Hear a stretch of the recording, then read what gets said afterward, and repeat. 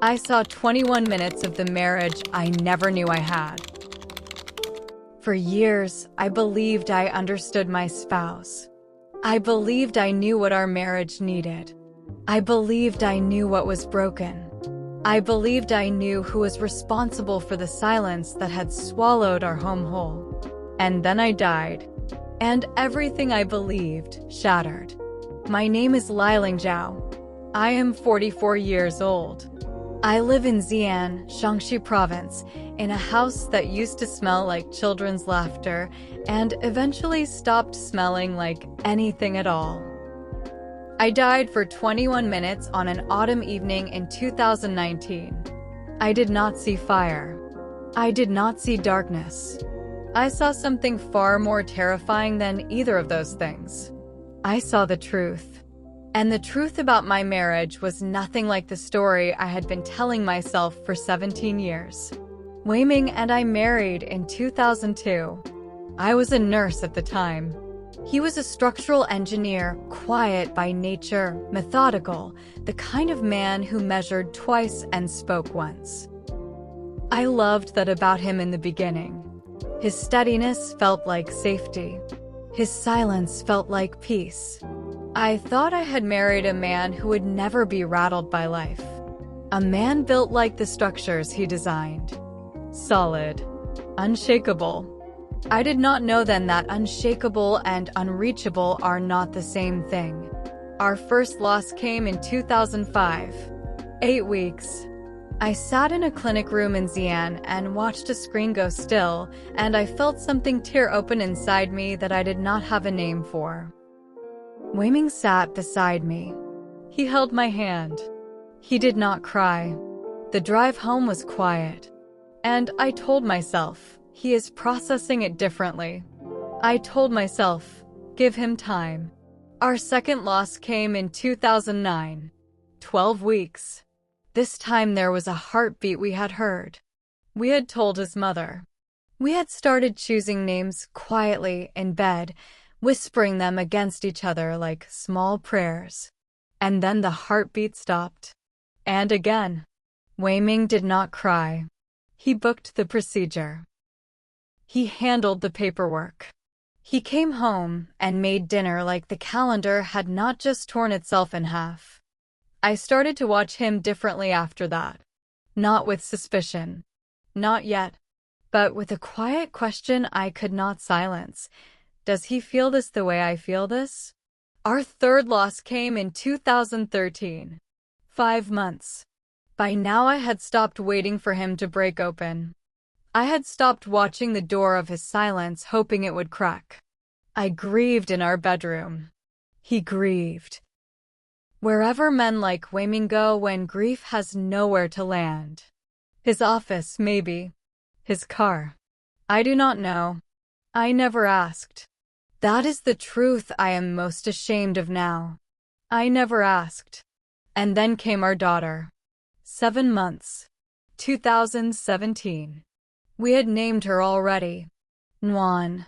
It means warmth. We had a name and a room half painted the color of morning light and a list of songs I planned to sing to her. And she was born still. Not struggling. Not fighting. Just still.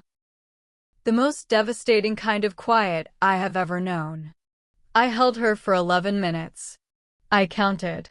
11 minutes with the weight of her in my arms, the smell of her hair, the impossible smallness of her fingers. And then a nurse, gentle, apologetic, took her from me. I looked at Weiming across that delivery room. He was standing by the window. He did not come to me. He did not reach for her.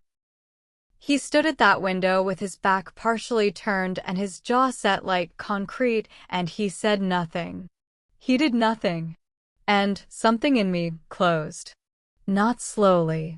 Not with warning. Like a door slamming shut in a windstorm. Closed. I want to be honest with you about what happened inside me after Nuan. Because it was not grief alone. Grief I could have carried. Grief is heavy, but it is clean. What settled into me after that delivery room was something older and colder than grief. It was a verdict.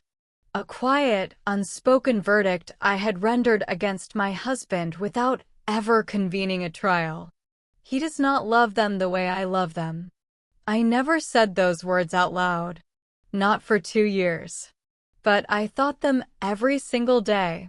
I thought them when I built the memorial corner in our living room, 4 small frames for names, for candles I lit every evening, and Weiming walked past it each night without stopping, without looking, without a word. I thought them when I called his name from another room and he answered in that flat, functional tone he had developed, not unkind, but absent. The voice of a man who had taken up residence somewhere far behind his own eyes. I thought them when I lay beside him at night in that house full of silence and realized I could not remember the last time he had reached for my hand. By 2019, we were not a married couple. We were 2 people managing a shared address. I had begun to carry a word around in my chest that I was too frightened to say out loud. Divorce. It sat inside me like a stone. Heavy. Cold. But increasingly familiar. I had not told anyone. Not my sister. Not my closest colleague at the hospital. I had not even fully admitted it to myself yet. But I was building toward it. I could feel it. The way you feel a door you are about to open before your hand even touches the handle. It was an October evening when everything broke open. We had eaten dinner separately, as we often did by then. I was washing dishes. He was somewhere in the back of the house. And something small triggered it. I cannot even remember what now. A cup left in the wrong place. A response that came a second too flat.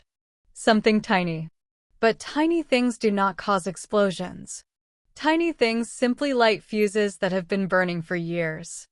I turned around and I said things I had been holding for a long time. I said he was never present. I said he had retreated from our marriage long before I had. I said he treated our children like events that had simply happened to us rather than people we had lost. And then, I said the words, "You never loved them." The kitchen went completely still. Weiming's face changed in a way I had never seen before. It did not harden. It did not flash with anger. It went white. The kind of white that is not absence of color, but absence of something deeper. He turned toward the window. The same window posture. Always the window. And I felt it before I understood it. A pressure in my chest. Not emotional, physical. Like something clenching. Like a fist closing around the center of me. My left arm went strange. The room tilted. I reached for the counter and missed. I heard Weiming say my name the real way, the old way, the way he said it in 2002 when we were still learning each other, Liling. And then the kitchen floor came up to meet me. And then there was nothing. No pain. No fear. No sound of him dropping to his knees beside me. No sound of his hands on my face. Just silence. And then something else entirely. The first thing I felt was warmth. Not the warmth of blankets or sunlight or anything I had ever felt on earth. Something older than that. Something underneath warmth. Like warmth had a foundation, and I had somehow sunk down into it. The kitchen was gone. The cold tiles were gone. Weiming's voice, that one desperate syllable of my name, gone. I was not falling. I was not floating. I was simply elsewhere. The way you are elsewhere in a dream before you realize you are dreaming. Except I was not dreaming. Every part of me knew that with absolute certainty. This was not sleep. This was not unconsciousness. This was something I had no category for. There was no ceiling above me. No floor beneath me that I could name. Just light, not blinding, not dramatic, but present the way a good lamp is present in a quiet room. Steady. Intentional. And then, I heard something. Footsteps. Small ones. I want to stop here for a second because this is still the hardest part to say out loud. Not because it was frightening, but because of what it cost me to see it. The footsteps were coming from ahead of me, and as the light shifted, not dramatically, just gently, the way early morning changes a room, I saw where I was. A hallway. Long, warm. The walls were not white or gold or any color I can name precisely. They were the color of late afternoon light in October, that specific amber that comes just before the sun gives up for the day. And lining both walls, from floor to ceiling, were framed photographs. I stepped closer to the nearest one. It was our wedding day. 2002, Xian. A small ceremony. My father's health had not allowed for anything large. I was wearing a dress my mother had altered 3 times to fit me correctly, and I remember being so distracted by the seam at my left shoulder that I almost missed the moment the officiant asked me to speak. In the photograph, I am laughing. Not posing. Actually laughing. And Wei Ming is looking at me, not at the camera, not at the officiant, at me, with an expression I had forgotten existed on his face.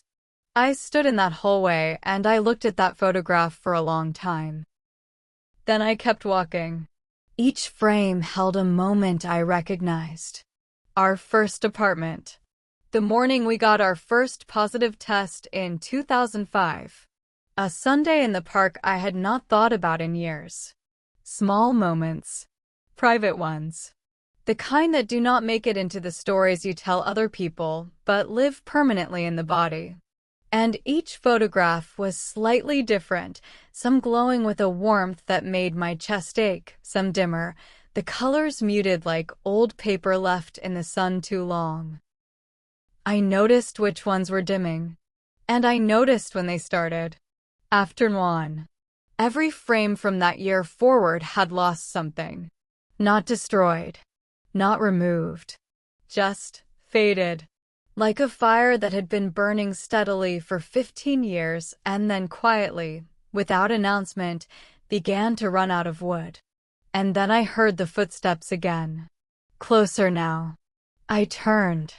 4 children were standing at the end of the hallway. I have to stop here for a second.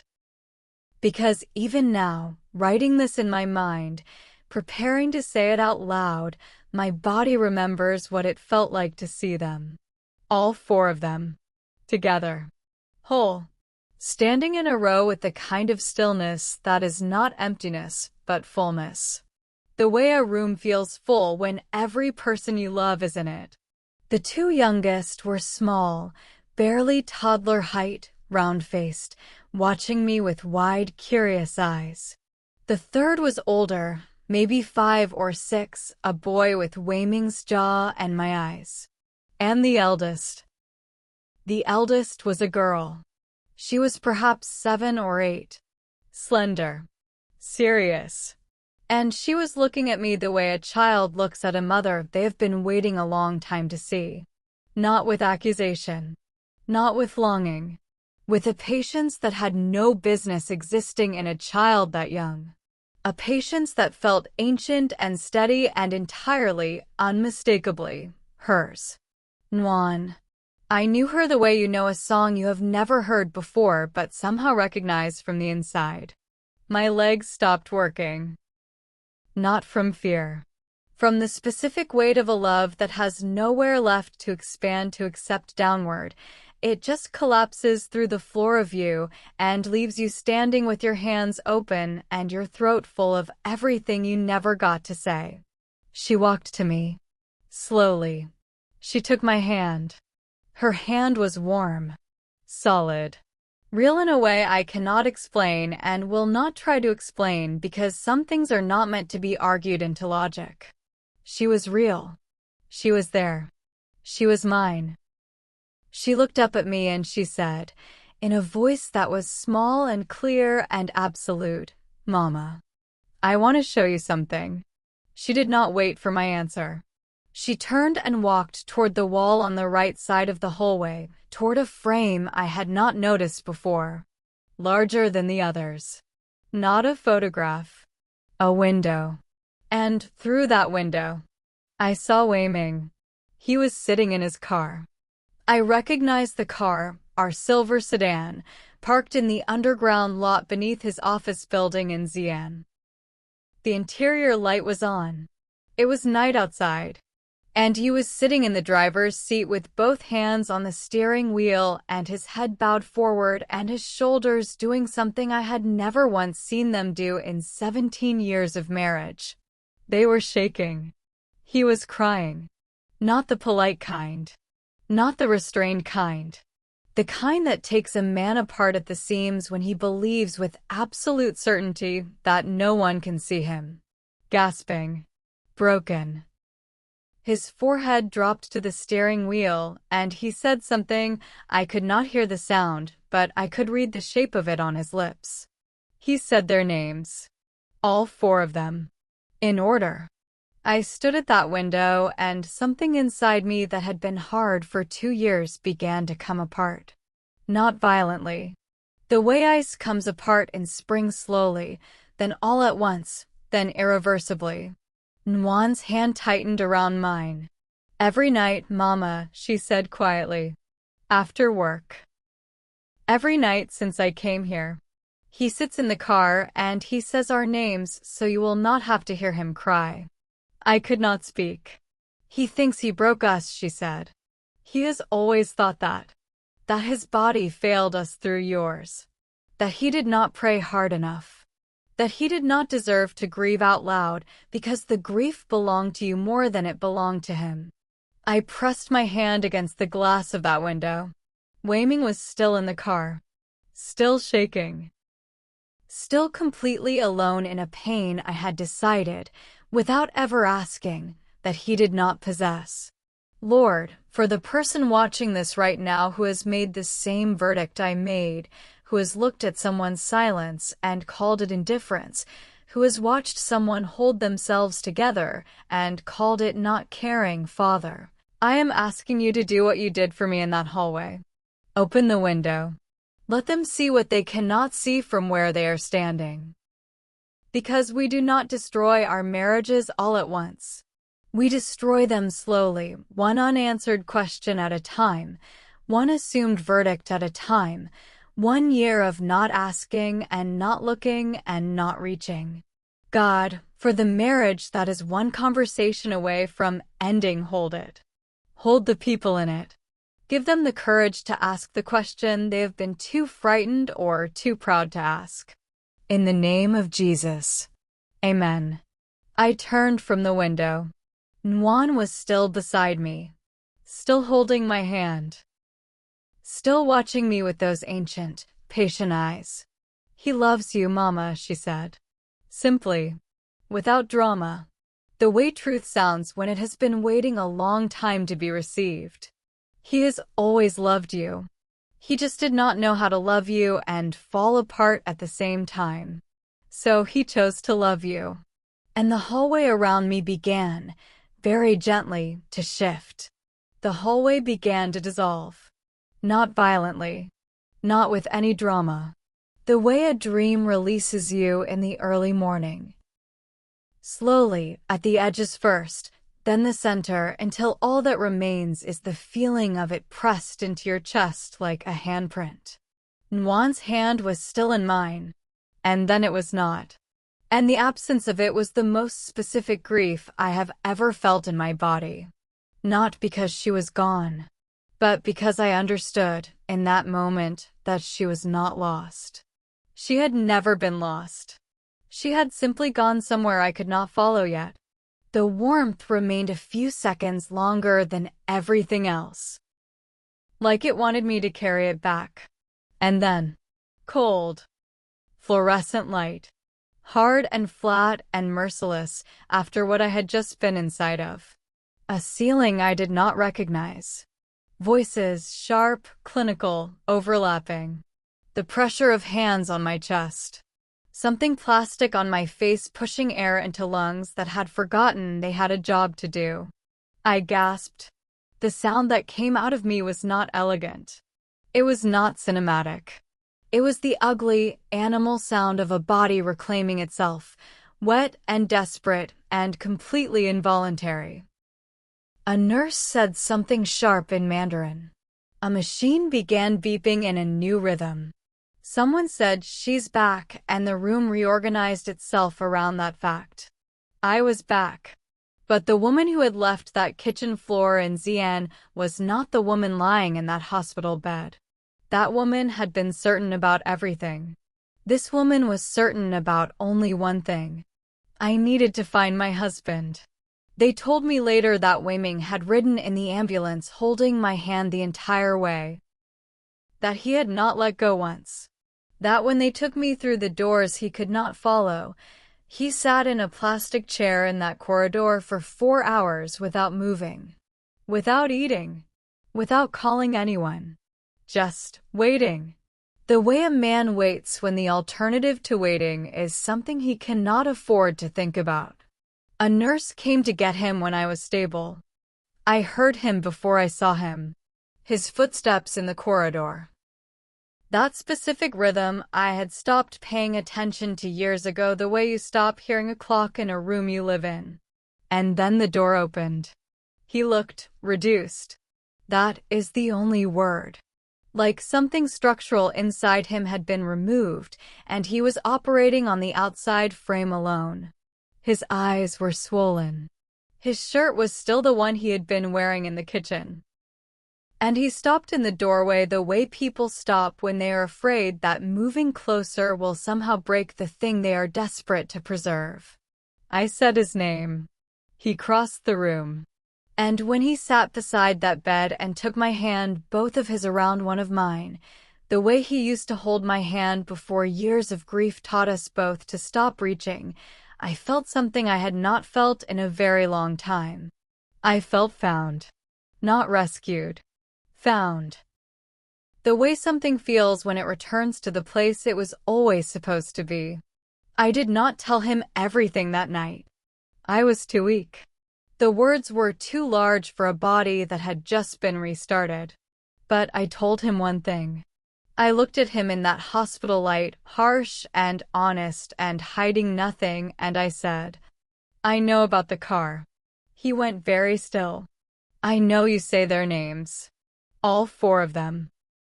I know you have been carrying this alone because you thought your grief would drown me. I know you have been punishing yourself since Nuan. And I need you to hear me say this clearly. It was never your fault. It was never your fault. And I am sorry, I am so sorry that I made my grief so loud that yours had nowhere to go." Wei Ming did not speak for a long time.